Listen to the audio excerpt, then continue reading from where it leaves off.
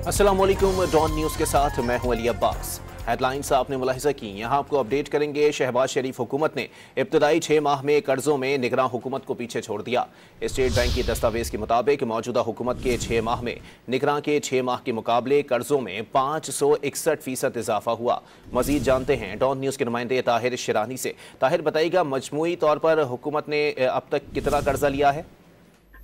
देखें, निगरान दौर के 6 माह और मौजूदा हुकूमत के इब्तदाई 6 माह यानी मजमूई तौर पर सितंबर 2023 से लेकर अगस्त 2024 के 1 साल के दौरान वफाकी हुकूमत के कर्ज में 6,392 अरब रुपए का इजाफा हुआ, जिसमें शहबाज हुकूमत का हिस्सा 5,552 अरब रुपए और निगरान दौर के 6 माह का हिस्सा 840 अरब रुपए बनता है। यानी मौजूदा हुकूमत के इब्तदाई 6 माह में निगरान हुकूमत के 6 माह के मुकाबले में वफाकी हुकूमत के कर्ज में 561% से ज्यादा का बड़ा इजाफा हुआ है। स्टेट बैंक ऑफ पाकिस्तान की दस्तावेज के मुताबिक मार्च से अगस्त 2024 के दौरान यानी मौजूदा हुकूमत के इब्तदाई 6 माह में वफाकी हुकूमत का कर्जा 5,552 अरब रुपए इजाफे के बाद मुल्क की तारीख की बुलंद तरीन सतह 70,362 अरब रुपए पर पहुंच गया, जबकि निगरान दौर के 6 माह यानी सितंबर 2023 से लेकर फरवरी 2024 के दौरान वफाकी हुकूमत का कर्जा 840 अरब रुपए बढ़ा था।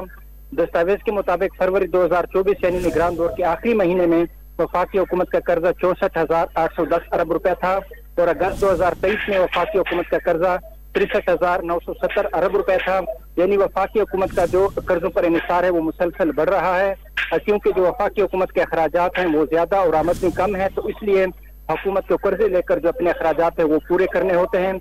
निगरान दौर में जब अगस्त 2023 खत्म हुआ था तो उस वक्त $1 305 रुपए से ज्यादा का था, जो फरवरी 2024 में कम होकर 279 अरब रुपए पर आ गया था। यानी निगरान दौर में जो कर्जों के में इजाफा कम इसलिए भी हुआ है क्योंकि उस दौरान जो डॉलर की कदर थी वो रुपए उसमें मुस्तहकम हुआ था, जबकि मौजूदा हुकूमत में भी अगरचे डॉलर इसमें इस्तेकाम रहा है और इसमें मामूली इजाफा हुआ है, इसके बावजूद जो मौजूदा हुकूमत में वफाकी हुकूमत के कर्जे हैं उसमें तेजी से इजाफा हुआ है। जी, बहुत शुक्रिया ताहिर।